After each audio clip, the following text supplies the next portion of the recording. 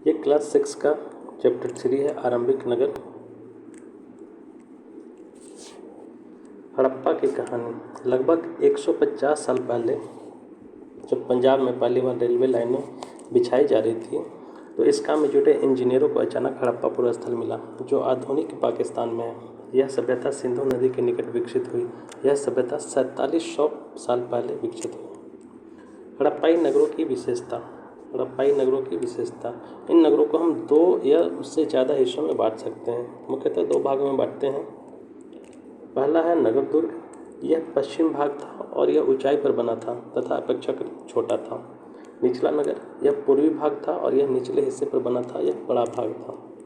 दोनों हिस्सों की चारदीवारी पक्की ईंट की बनाई गई थी। दोनों हिस्सों की जो चारदीवारी थी वो पक्की ईंट की बनाई गई थी। फिर मोहनजोदड़ो। मोहनजोदड़ो, इस नगर में विशाल स्नानागार मिला है, जो बहुत ही इंपॉर्टेंट है। विशाल स्नानागार मिला है। यह स्नानागार ईंट व प्लास्टर से बनाया गया था। इसमें पानी का रिसाव रोकने के लिए प्लास्टर के ऊपर चारकोल की परत चढ़ाई गई थी। इस सरोवर में 2 तरफ से उतरने के लिए सीढ़ियां बनाई गई थी और चारों ओर कमरे बनाए गए थे। कालीबंगा और लोथल से अग्नि कुंड मिले हैं। कालीबंगा और लोथल से अग्नि कुंड मिले हैं।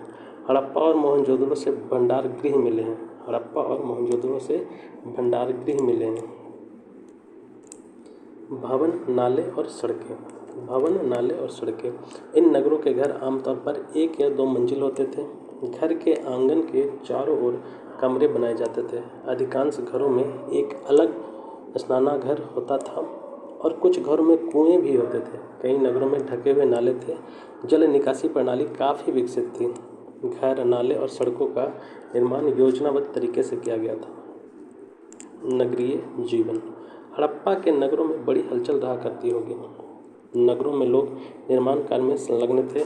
यहाँ पर धातु, बहुमूल्य पत्थर, मनके, सोने और चांदी से बने आभूषण प्राप्त हुए हैं।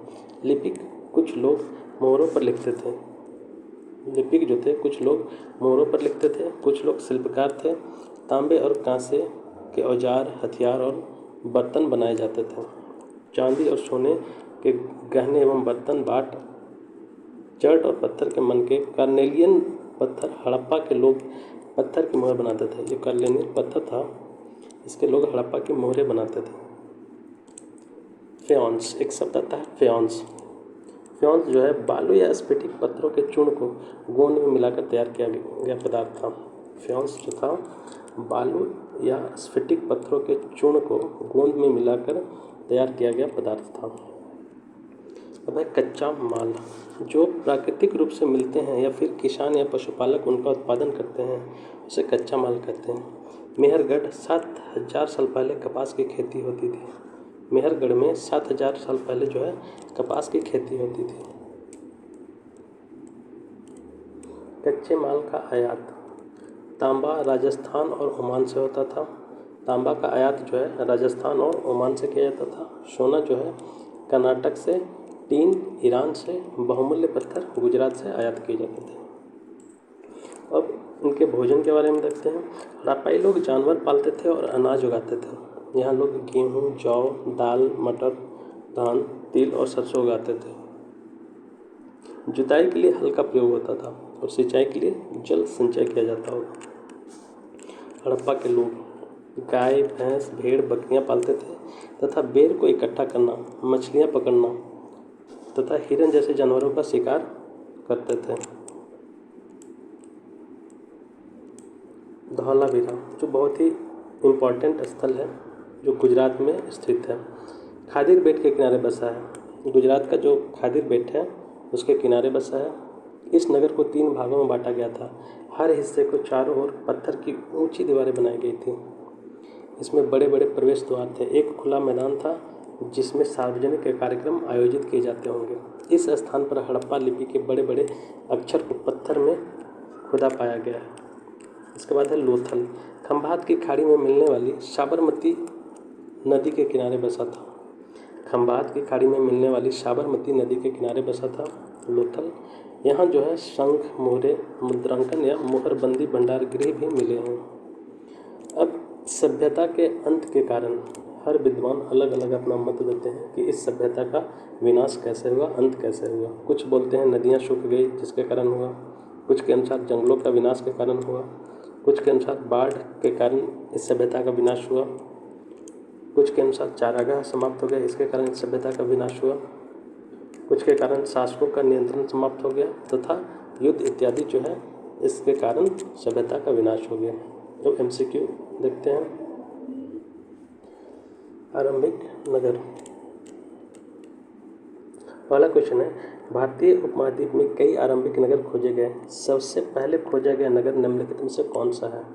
भारतीय उपमहाद्वीप में कई आरंभिक नगर खोजे गए, सबसे पहले खोजा गया नगर निम्नलिखित में से कौन सा है? तो इसका करेक्ट आंसर जो है वो है हड़प्पा।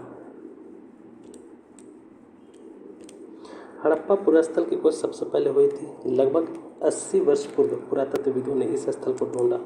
क्योंकि इस नगर की खोज सबसे पहले हुई थी, इसलिए बाद में मिलने वाले सभी ऐसे पुरास्थलों में जो इमारतें और चीज़ें मिली हैं उन्हें हड़प्पा सभ्यता की इमारत और चीज़ें कहते हैं। इस शहर का निर्माण लगभग 4700 वर्ष पूर्व हुआ था। कालक्रम की दृष्टि से यह सभ्यता मिस्र एवं मेसोपोटामिया की प्राचीन सभ्यताओं के समकालीन थी। इस शहर का निर्माण जो है लगभग 4700 वर्ष पूर्व हुआ था। कालक्रम की दृष्टि से यह सभ्यता मिस्र एवं मेसोपोटामिया की प्राचीन सभ्यताओं के समकालीन थी। नेक्स्ट है, हड़प्पा पुरास्थल निम्नलिखित में से किस स्थान पर है?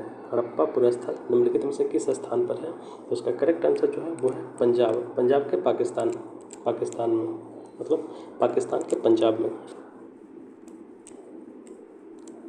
लगभग 150 वर्ष पूर्व जब पंजाब में रेलवे लाइन बिछाई जा रही थी तो इस काम में जुटे इंजीनियरों को अचानक हड़प्पा पुरास्थल मिला जो कि आधुनिक पाकिस्तान में है। इंजीनियरों ने अच्छी ईंटों की तलाश में हड़प्पा के खंडरों से हजारों ईंटें उखाड़ ली। इससे कई इमारतें पूरी तरह नष्ट हो गई थी।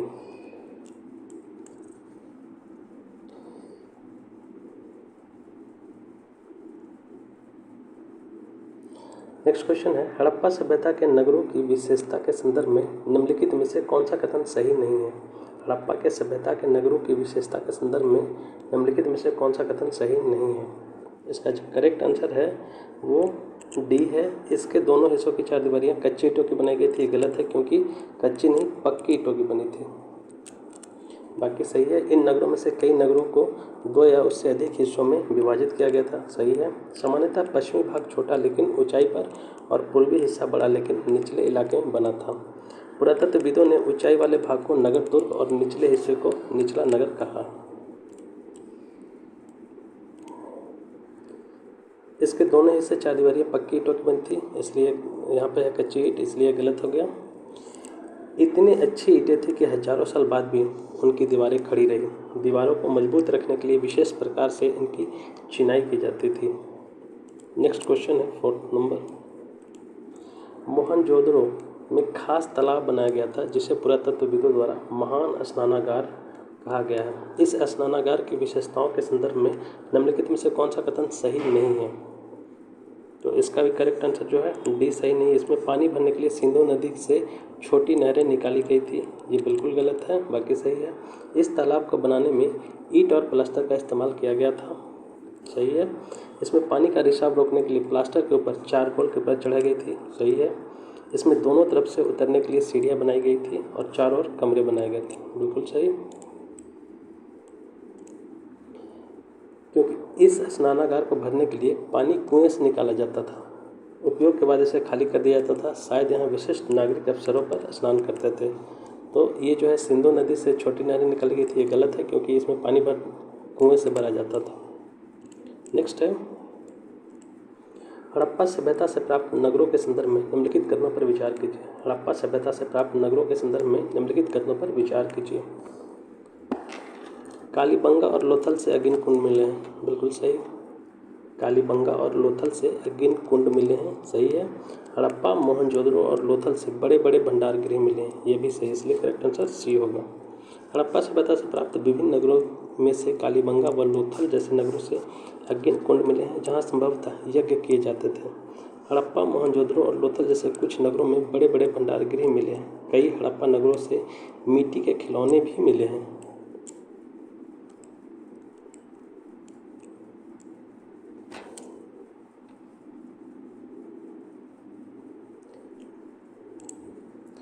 निम्नलिखित में से किन स्थानों पर हड़प्पा नगर प्राप्त हुए हैं? निम्नलिखित में से किन स्थानों पर हड़प्पा नगर प्राप्त हुए हैं? तो इसका जो करेक्ट आंसर है सिंध, पाकिस्तान के सिंध में, बिल्कुल सही। भारत के गुजरात में, सही है। भारत के राजस्थान में, यहाँ से भी मिला है, हरियाणा से भी मिला है और पंजाब से भी मिला है, इसलिए करेक्ट आंसर डी होगा। हड़प्पा नगर आधुनिक पाकिस्तान के पंजाब और सिंध प्रांतों तथा भारत के गुजरात, राजस्थान, हरियाणा और पंजाब प्रांतों में मिले हैं। इन सभी स्थलों में पुरातत्वविदों की अनोखी वस्तुएं मिली हैं, जैसे मिट्टी के लाल बर्तन जिन पर काले रंग के चित्र बने थे, पत्थर के बाट, मोहरे, मनके, तांबे के उपकरण और पत्थर के लंबे ब्लेड आदि मिले हैं। नेक्स्ट है, हड़प्पा सभ्यता में घर, नाले और सड़कें का निर्माण योजनाबद्ध तरीके से एक साथ किया जाता था। इन नगरों की ऐसी विशेषताओं के संदर्भ में निम्नलिखित में से कौन सा कथन सही नहीं है? तो इसका जो करेक्ट आंसर है वो सी सही नहीं है, बाकी सही है। इन नगरों के घर आमतौर पर 1 या 2 मंजिल के होते थे, सही है। अधिकांश घरों में एक अलग स्नानागार होता था और कुछ घरों में कुएं भी होते थे, बिल्कुल सही। इन सभी नगरों में नालों को खुला रखा जाता था ताकि इनकी सफाई आसानी हो। गलत, नालों को खुला नहीं, ढक कर रखा जाता था, इसलिए ये गलत है। हर नाली में हल्की ढलान होती थी ताकि पानी आसानी से बह सके, ये भी सही है। नगरों में नाले ढके हुए होते थे। नालों के ढके होने के कारण इनमें जगह जगह पर मेन होल बनाए गए थे जिनके जरिए इनकी देखभाल की जा सके। अक्सर घरों की नलियों को सड़कों की नलियों से जोड़ दिया जाता था, जो बाद में बड़े नालों में मिल जाते थे। यहाँ के घरों के आंगन के चारों ओर कमरे बनाए गए थे। नेक्स्ट है, हड़प्पा के नगरीय जीवन के संदर्भ में निम्नलिखित कथनों पर विचार कीजिए। हड़प्पा के नगरीय जीवन के संदर्भ में निम्नलिखित कथनों पर विचार कीजिए। नगरों में शासक वर्ग नगर की खास इमारतें बनाने की योजना तैयार करता था। नगरों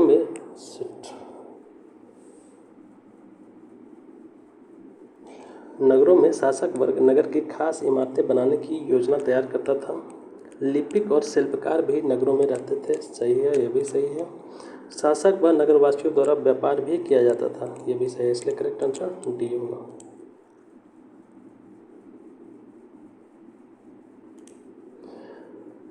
फिर तीनों कथन सही है। हड़प्पा के नगरों में नगर की खास इमारतों की योजना में जुटे रहने वाले लोग यहाँ के शासक थे। ये शासक लोगों को भेजकर दूर दूर से धातु, बहुमूल्य पत्थर और अन्य उपयोगी चीज़ें मंगवाते थे, अतः यहाँ शासक व नगरवासी व्यापार भी करते थे। नगरों में शासक वर्ग के अलावा लिपिक व शिल्पकार भी रहते थे। लिपिक मोहरों पर तो लिखते ही थे और शायद अन्य चीज़ों पर भी लिखते थे। शिल्पकार अपने घरों या किसी उद्योग स्थल पर तरह तरह की चीज़ें बनाते थे। नेक्स्ट क्वेश्चन 9th नंबर,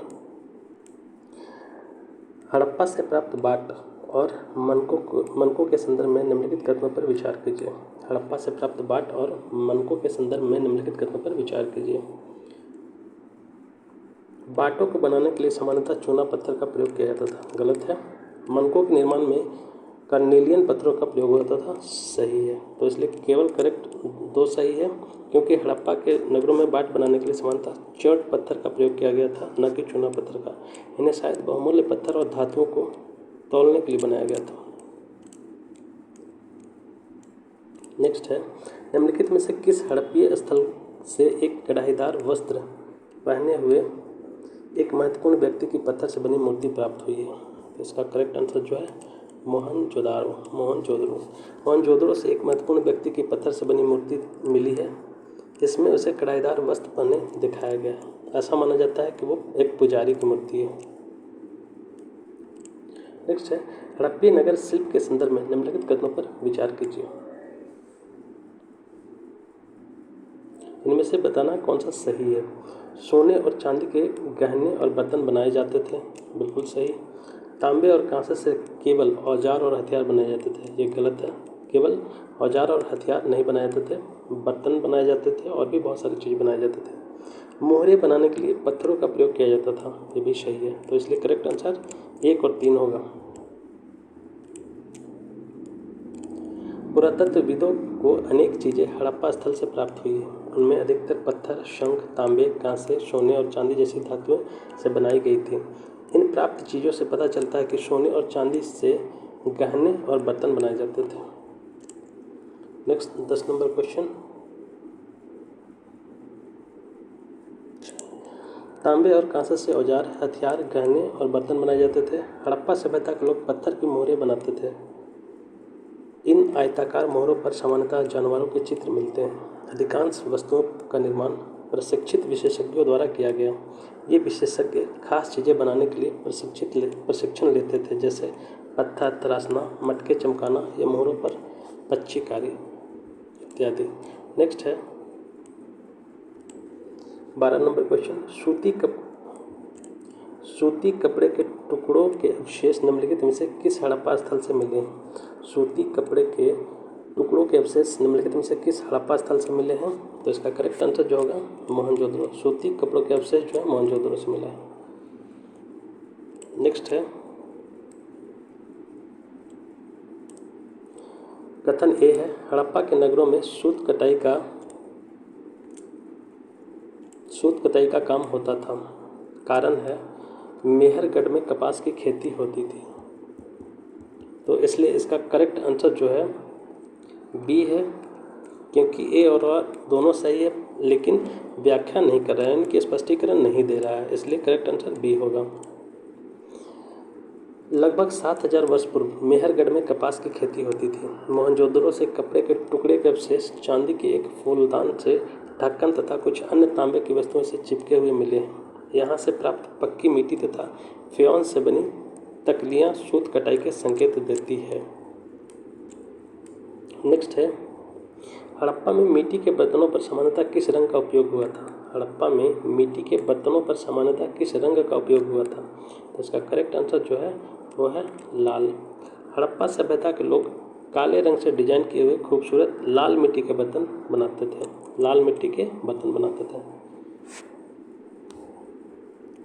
अगर काला भी होगा तो यहाँ पे काला भी आएगा। इन बर्तनों के ऊपरी हिस्सों में लाल रंग की पुताई कर दी जाती थी तथा निचले हिस्से में काले रंग से विभिन्न प्रकार की चित्रकारी की जाती थी। तो लाल और काला दोनों का यूज होता था। नेक्स्ट है हड़प्पा काल में प्रयोग किए जाने वाले फ्योन्स के संदर्भ में निम्नलिखित कथनों पर विचार कीजिए। इस काल में फ्योन से मनके, चूड़ियाँ, बाले और छोटे बर्तन बनाए जाते थे। इस काल में प्रयोग होने वाले पत्थर और शंख जहाँ प्राकृतिक रूप से पाए जाते थे, वहीं फ्योन्स को कृत्रिम रूप से तैयार किया जाता था। दोनों जो ऑप्शन है करेक्ट है, इसलिए करेक्ट आंसर जो होगा 1 और 2 दोनों होगा। हड़प्पा काल में फ्योन से मनके, चूड़ियाँ, बाले और छोटे बर्तन बनाए जाते थे। पत्थर और शंख प्राकृतिक रूप से पाए जाते हैं, लेकिन फ्योन्स को कृत्रिम रूप से तैयार किया जाता है। बालू या स्फटिक पत्थरों के चूर्ण को गोंद में मिलाकर उनसे वस्तुएं बनाई जाती थी। उसके बाद उन वस्तुओं पर एक चिकनी परत चढ़ाई जाती थी। इस चिकनी परत के रंग प्रायः नीले और हल्के समुद्री रंग के होते थे। नेक्स्ट 16 नंबर क्वेश्चन है हड़प्पा सभ्यता में लोगों द्वारा किए जाने वाले आयात के संदर्भ में सूची 1 को सूची 2 से सम्मिलित कीजिए और नीचे दिए गए कूट का प्रयोग कर सही उत्तर चुनिए। तांबा जो है राजस्थान से, टीन आपको अफगानिस्तान से, सोना कर्नाटक से और बहुमूल्य पत्थर गुजरात से, इन जगहों से आयात किया जाता था, इसलिए करेक्ट आंसर क्या होगा, ए होगा। हड़प्पा सभ्यता के लोग तांबे का आयात आज के राजस्थान से करते थे। पश्चिम एशियाई देश ओमान से भी तांबे का आयात किया जाता था। इस काल में टीन का आयात आधुनिक ईरान और अफगानिस्तान से किया जाता था। यहाँ सोने का आयात आधुनिक कर्नाटक और बहुमूल्य पत्थर का आयात गुजरात, ईरान और अफगानिस्तान से किया जाता था। 17 नंबर क्वेश्चन है हड़प्पा काल के गाँव के संदर्भ में निम्नलिखित कथनों में से कौन से सही नहीं है। यहाँ सही नहीं पूछ रहा। कृषक और चरवाहे गांव में रहते थे, बिल्कुल सही है। हड़प्पा के लोग गेहूं, जौ, दालें, मटर, धान, तिल, सरसों उगाते थे, यह भी सही है। खेतों की जुताई के लिए हल का प्रयोग इस समय की नई बात थी, सही है। सभी हड़प्पा नगरों में सिंचाई के लिए पर्याप्त जल वर्षा से प्राप्त हो जाता था, ये गलत है, इसलिए इसका करेक्ट आंसर डी होगा। करेक्ट आंसर डी है। लोग नगरों के अलावा गाँवों में भी रहते थे। इसमें कृषक और चरवाहे प्रमुख थे। ये लोग ही खाने का सामान शासकों, लेखकों व दस्तकारों को देते थे। हड़प्पा के लोग गेहूं, जौ, दालें, मटर, धान, तिल और सरसों उगाते थे। हल का प्रयोग जुताई के लिए एक नई बात थी। ये हल लकड़ी के बने होते थे, अतः वे तो नहीं बच पाए, किंतु हल के आकार के मिट्टी के खिलौने यहाँ से मिले। इस क्षेत्र में वर्षा कम होती है, इस कारण सिंचाई के लिए पर्याप्त जल वर्षा से प्राप्त नहीं होता था, अतः कथन गलत डी है। यहाँ सिंचाई के लिए लोग पानी का संचय किया होगा और आवश्यकता पड़ने पर उससे फसलों की सिंचाई की होगी। नेक्स्ट है रीड नंबर क्वेश्चन। सूची 1 को सूची 2 से सम्मिलित कीजिए तथा नीचे दिए गए कूट से सही उत्तर चुनिए। हड़प्पा जो है रावी नदी के किनारे बसा हुआ है। मोहनजोदड़ो सिंधु के किनारे, कालीबंगा घग्गर के किनारे और लोथल भगवा के किनारे। तो इसलिए करेक्ट आंसर ए सही होगा। हड़प्पा स्थल सिंधु की सहायक रावी नदी के तट पर, मोहनजोदड़ो सिंधु नदी के तट पर स्थित है। वहीं कालीबंगा घग्गर नदी के तट पर तथा लोथल साबरमती के सहायक भोगवा नदी के तट पर स्थित है। ये गुजरात में है। नेक्स्ट है हड़प्पा सभ्यता का एक महत्वपूर्ण नगर धौलावीरा किस राज्य में स्थित है? वह निम्न में से कौन सा है? हड़प्पा सभ्यता का एक महत्वपूर्ण नगर धौलावीरा किस राज्य में स्थित है? वह निम्नलिखित में से कौन सा है? तो इसका करेक्ट आंसर जो होगा वो होगा गुजरात। हड़प्पा सभ्यता का धौलावीरा नगर गुजरात में कच्छ के इलाके में खादिर बेट के किनारे बसा था। यह साफ पानी मिलता था और यहाँ जमीन उपजाऊ थी। हड़प्पाकालीन नगर 2 भागों में विभक्त थे, परंतु इनमें से एक नगर 3 भागों में बटा था। वह नगर निम्नलिखित में से कौन सा था? हड़प्पाकालीन नगर 2 भागों में विभक्त थे, परंतु इनमें से एक नगर 3 भागों में बटा था। वह नगर निम्नलिखित में से कौन सा था? तो इसका जो करेक्ट आंसर जो है वो है धौलावीरा।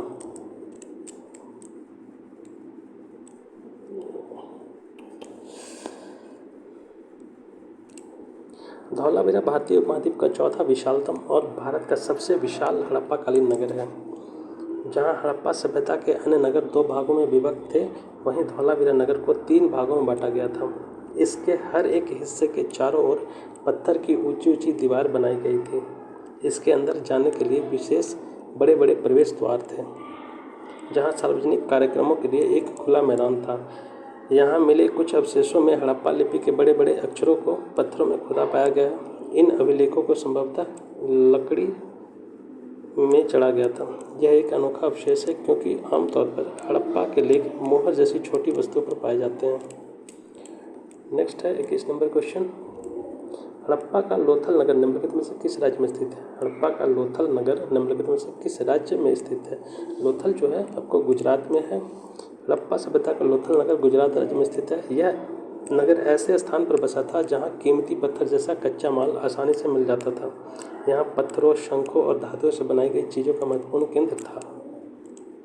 नेक्स्ट है लोथल नगर के संदर्भ में निम्नलिखित में से कौन सा कथन सही नहीं है? लोथल नगर के संदर्भ में निम्नलिखित में से कौन सा कथन सही नहीं है? तो इसका यह गुजरात में माही नदी के किनारे बसा था। यह गलत है क्योंकि वो साबरमती के सहायक नदी है भोगवा नदी के किनारे बसा है, इसलिए यह गलत होगा। यहाँ एक बंदरगाह भी था, सही है। इस नगर में एक भंडार गृह भी थी, सही है। यहाँ से एक इमारत मिली है जहाँ मनके बनाने का काम होता था, ये भी सही है। लोथल साबरमती नदी की एक सहायक नदी भोगवा नदी के तट पर अवस्थित है, न कि माही नदी के किनारे। यहाँ एक बंदरगाह था जहाँ समुद्र के रास्ते आने वाले जहाज़ों के रुकने के लिए तालाब बना था। इस तालाब में जहाज़ों का माल उतारा जाता था। यहाँ एक भंडार गृह भी था। इस भंडार गृह से कई मोहरे और मुद्रांकन मिले हैं।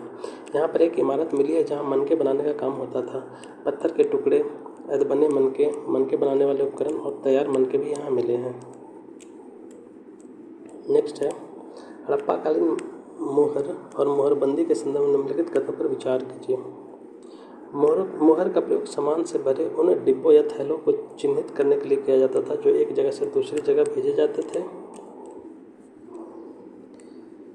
शासक वर्ग द्वारा प्रचलित मोहरों को बंद करना मोहरबंदी कहलाता था। तो इसलिए करेक्ट आंसर केवल एक होगा। हड़प्पाकालीन मोहर जो है उसका प्रयोग सामान से भरे उन डिब्बों व थैलों को चिन्हित करने के लिए किया जाता था जो एक जगह से दूसरी जगह भेजे जाते थे। थैलों को बंद करने के बाद उसके मुहाने पर गीली मिट्टी पोत कर उन पर मुहर लगाई जाती थी। मुहर की छाप को ही मुहरबंदी अथवा मुद्रांकन कहते हैं। अगर छाप टूटी हुई नहीं होती थी तो यह साबित हो जाता था कि सामान के साथ छेड़छाड़ नहीं हुई है। नेक्स्ट है 24 नंबर क्वेश्चन। हड़प्पा सभ्यता के अंत के विषय में विभिन्न विद्वानों के भिन्न तर्क है। इन तर्कों में निम्नलिखित में से कौन सा सम्मिलित है? तो इसका जो है नदियों का सूख जाना, जंगलों का विनाश, शासकों का नियंत्रण समाप्त हो जाना, ये सभी था। हड़प्पा के पतन के कारणों के विषय में विभिन्न विद्वानों ने मत दिए हैं, जिनमें नदियों का सूखना, ईंट पकाने के लिए ईंधन की जरूरतों और मवेशियों के बड़े बड़े झुंडों की चारा जरूरतों के कारण जंगलों का विनाश और शासकों का नियंत्रण समाप्त होना, तीनों कारण सम्मिलित हैं। ये मत अलग अलग विद्वानों द्वारा अलग अलग तर्कों के साथ दिए गए हैं। जो भी हुआ हो, परिवर्तन का असर स्पष्ट दिखाई देता है। आधुनिक पाकिस्तान के सिंध और पंजाब की बस्तियाँ उजड़ गई थीं। कई लोग पूर्व और दक्षिण के क्षेत्र में नई बस्तियों में जाकर बस गए। इसके लगभग 1400 वर्ष बाद लगभग 2500 वर्ष पूर्व नए नगरों का विकास हुआ। और टोटल 24 क्वेश्चन थे इसमें। Next chapter number 4।